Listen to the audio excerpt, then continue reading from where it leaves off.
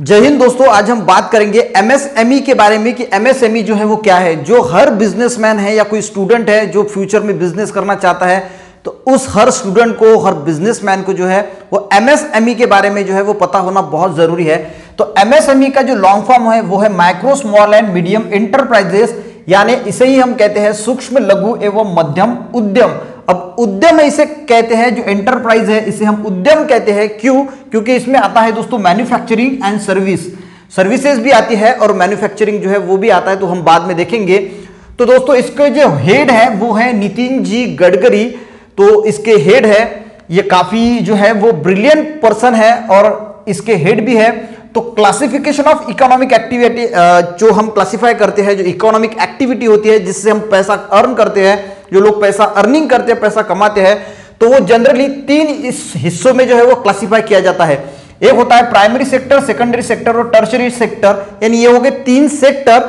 अब जो primary sector है वो डिपेंड होता है, यानी वो रिलेट होता है एग्रीकल्चर से, यानी जो किसान है वो जो खेती बाड़ी करते हैं, तो वो है प्राइमरी सेक्टर में। और सेकेंडरी और टर्शियरी सेक्टर में आता है, जो सेकेंडरी सेक्टर है इसमें आता है मैन्युफैक्चरिंग। तो जो बड़ी बड़ी इंडस्ट्रीज होती है, जो कुछ मैन्युफैक्चरिंग कर रहे हैं, कुछ प्रोडक्ट जो है वो बना रहे हैं। और सर्विसेज जो हम बात करते हैं तो सर्विसेज आती है टर्शियरी सेक्टर में। तो सर्विसेज में क्या आएगा? आप देखिए, सर्विस यानी होती है सेवा। जैसे कि कोई कोचिंग क्लास है, उसमें कोई कोचिंग में पढ़ा रहा है, तो उसमें कोई मैन्युफैक्चरिंग नहीं हो रहा है, तो सेवा दे रहे हैं, उसके बदले में क्या ले रहे हैं? पैसा ले रहे हैं। अगर कोई स्कूल है वो भी क्या कर रहा है? तो पैसा ले रहा है, सेवा दे रहा है। अब ब्यूटी पार्लर में बहुत लोग जो है ब्यूटी पार्लर में खूबसूरत बनने के लिए जाते हैं, खूबसूरत बनते नहीं है पर जाते हैं अपने, पर वो क्या है? वो एक सेवा है, पैसा लेता है और जो है वो सेवा हमें वहां से मिलती है। कोई ट्रांसपोर्टेशन है, अगर आप एक जगह से दूसरी जगह किसी बस से जा रहे हैं, एरोप्लेन से जा रहे हैं, तो पैसे देने में आपको पूरी बस नहीं मिलती, आप सिर्फ वहां से यहां तक जो है वो सफर करेंगे तो सेवा मिल रही पैसा दे के, तो वो सब जो आता है वो सर्विसेज में आता है। तो जो एमएसएमई है इसमें मैन्युफैक्चरिंग जो इंडस्ट्रीज होती है और जो सर्विसेज में जो इंडस्ट्री है, जो कंपनियां हैं, वो जो है वो आती है। अब ये जो है वो हम कैसे तय करेंगे कि कौन सी इंडस्ट्री माइक्रो में आती है, कौन सी स्मॉल में आती है और कौन सी मीडियम में आती है? तो इसके लिए जो है वो 2006 में एक जो है वो एक्ट बना था, जिसके तहत ये डिसाइड किया था कि कौन सी जो स्मॉल इंडस्ट्री होगी, कौन सी माइक्रो होगी, कौन सी मीडियम होगी। तो देखिए, सबसे पहले अभी इसमें 2020 में जो है वो चेंजेस किए हैं। तो क्या है ये सबसे पहले हम समझ लेते हैं। तो जो मैंने कहा था कि जो मैन्युफैक्चरर होता है और एक होता है सर्विस, ठीक है। अब ये जो क्राइटेरिया था कि कौन सी कंपनी माइक्रो में आएगी, कौन सी स्मॉल में आएगी और कौन सी मीडियम में आएगी, तो माइक्रो में 2006 से 2020 तक वो कंपनी आती थी, यानी 2020 में ये बदल गया है।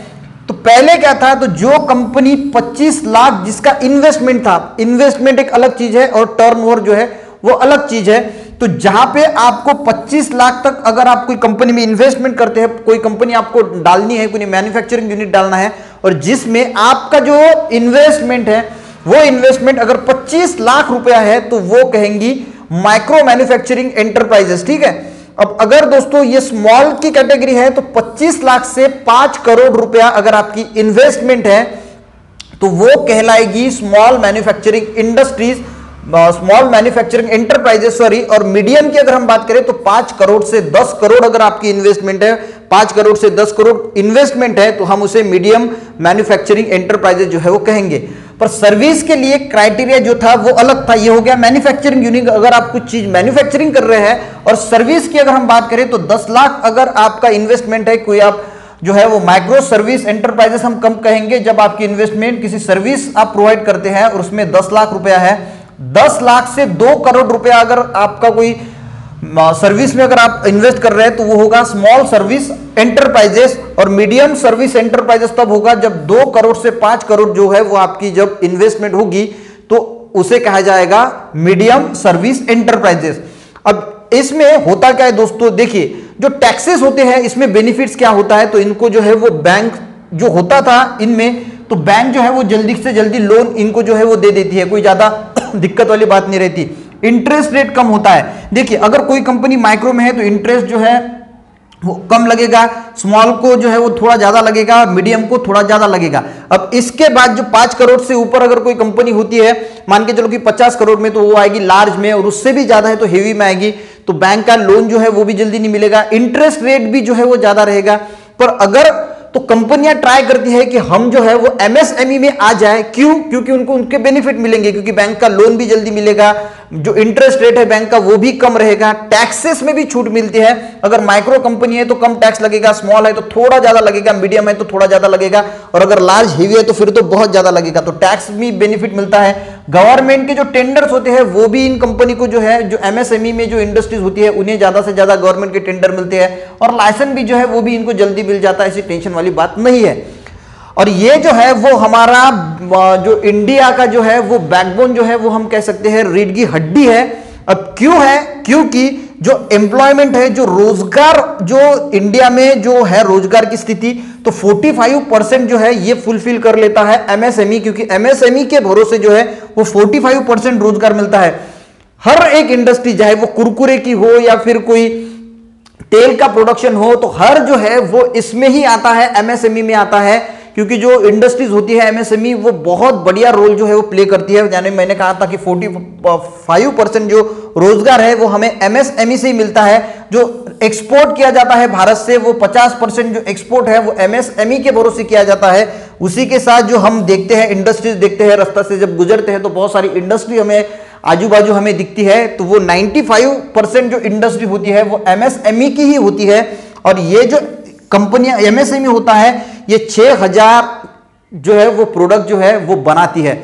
अब इसमें प्रोडक्ट कौन से आते हैं? तो हर प्रोडक्ट जो आप रोज डेली यूज करते हैं, लिपस्टिक के से लेके कुरकुरे तक, जो कुछ भी प्रोडक्ट है, मिल्क जो आता है पैकेट वाला मिल्क जो कोई इंडस्ट्री से आता है, कोई तेल है, कोई ब्यूटी पार्लर का अगर बहुत बड़ा ब्यूटी पार्लर है जहां पे हम सलून पे जाते हैं, तो ये सब एमएसएमई में आते हैं। अगर रजिस्टर आपने वहां पे किया है तो ये जो उद्यम है तो ये सभी के सभी जो है वो एमएसएमई में आते हैं। अब गवर्नमेंट ने क्या किया, एक 2020 से उनको पता चला कि यार अगर ये चीज जो है वो बहुत इंपॉर्टेंट है हमारे लिए, अगर आगे बढ़ेगी तो इनको जो है वो ज्यादा से ज्यादा बेनिफिट जो है वो मिलना चाहिए। तो इसीलिए गवर्नमेंट ने इसका जो क्राइटेरिया है वो चेंज कर दिया। सबसे पहले जो माइक्रो मैन्युफैक्चरिंग के लिए अलग चीज थी, सर्विसेज के लिए अलग जो है वो क्राइटेरिया था। तो ये क्राइटेरिया सबसे पहले इन्होंने एक कर दिया, ये इनको मर्ज कर दिया मैन्युफैक्चरिंग सर्विसेज को।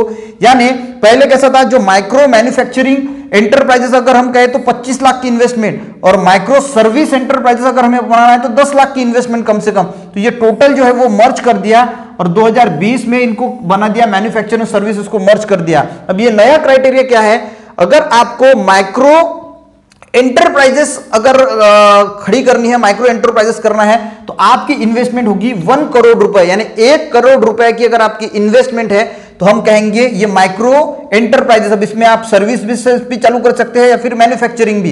पहले कैसा था, 25 लाख था। अब ये जो क्राइटेरिया सबसे पहले 1 करोड़ का था, ये क्राइटेरिया आता था पहले स्मॉल में। अब स्मॉल में आने की वजह से इनको टैक्स भी थोड़ा, माइक्रो से टैक्स भी ज्यादा लगता था, इंटरेस्ट भी गवर्नमेंट से अगर बैंक लोन लिया है तो इंटरेस्ट भी ज्यादा लगता था। अब ये आ गया 1 करोड़ में। अब 1 करोड़ तक जो है अगर आपकी इन्वेस्टमेंट है तो आप आएंगे माइक्रो एंटरप्राइजेस में, यानी आपको टैक्स में भी जो है वो छूट मिलेगी, और बैंक का अगर लोन है तो उसमें भी जो है वो छूट मिलेगी। और टर्नओवर जो है वो है 5 करोड़ तक का जो है वो आपका अगर टर्नओवर है तो भी हम इसे माइक्रो एंटरप्राइजेस जो है वो कहेंगे। अब स्मॉल की अगर बात करें तो इनका जो पहले का क्राइटेरिया था वो था 25 लाख से 5 करोड़, तो इन्होंने बढ़ा के कर दिया 1 करोड़ से। अगर 10 करोड़ का अगर आपका क्राइटेरिया है यानी इन्वेस्टमेंट है तो हम उसे कहेंगे स्मॉल एंटरप्राइजेस। और मीडियम की बात करें तो 10 करोड़ से 20 करोड़ अगर आपकी इन्वेस्टमेंट है हम उसे कहेंगे मीडियम एंटरप्राइजेस। टर्नओवर की अगर बात करें तो माइक्रो के लिए है 5 करोड़, स्मॉल के लिए है 50 करोड़ और मीडियम के लिए जो है वो है 100 करोड़। तो इतना अगर आपका 100 करोड़ का भी टर्न होता है तो आप मीडियम में आएंगे, लार्ज में नहीं आएंगे। क्योंकि पहले अगर ये 10 करोड़ से ऊपर चला जाता था तो वो लार्ज में आता था, तो बहुत ज्यादा टैक्स भी उनको देना पड़ता था। पर ये अब जो है लार्ज कंपनियां भी जो है वो मीडियम में आने की वजह से उनको भी टैक्स में जो है वो कटौती हो गई है, टैक्स भी उनको जो है वो कम पे करना पड़ेगा। तो गवर्नमेंट को पता है कि अगर ये अच्छी तरीके से अगर वर्क करता है तो अभी अगर हम एग्जांपल ले तो क्या हुआ था, जब कोरोना वायरस आया था तो जो N95 किट थे या पीपी किट थे किट जो चाइना से आई थी, तो चाइना ने क्या किया, बोगस माल जो है वो हमको भेज दिया। अब ये सब माल जो था वो बोगस था, तो बोगस माल भारत ने वापस भेज दिया कि चल ले ले वापस, हमको नहीं होना। तो चाइना ने क्या कि तुमको ना यूज करना नहीं आता और तुमने घमंड में भेज तो दिया है पर तुम बना नहीं पाओगे। तो भारत ने कहा कि हम बना पाएंगे, तो ये 2 महीने में, 1-1.5 महीने में जो है वो 4 लाख जो है वो N95 जो मास्क है वो भी उन्होंने बनाया, और उसी के साथ पीपीई की जो किट है वो भी बनाई, जो रैपिड टेस्ट किट है वो भी बनाया। तो वो किन्होंने बनाया? वो बनाया सब एमएसएमई ने, और ये प्रूव कर दिया कि भारत भाई आज भी ग्रेट है और हम कुछ भी कर सकते हैं। तो ये सब चीजें होने के पीछे एमएसएमई का जो है वो सबसे बड़ा रोल था, और उसे ही दोस्तों हम कहते हैं आत्मनिर्भर भारत। तो यही होता है आत्मनिर्भर भारत, तो हम कुछ भी कर सकते हैं दोस्तों। तो उद्योग जब है, कोई मैन्युफैक्चरिंग है या फिर सर्विसेज है, तो एमएसएमई का जो रोल है वो बहुत महत्वपूर्ण है। होप करता हूं, आशा करता हूं कि आपको अच्छी तरीके से समझ में आया होगा। मिलते दोस्तों नेक्स्ट वीडियो में, तब तक के लिए जय हिंद।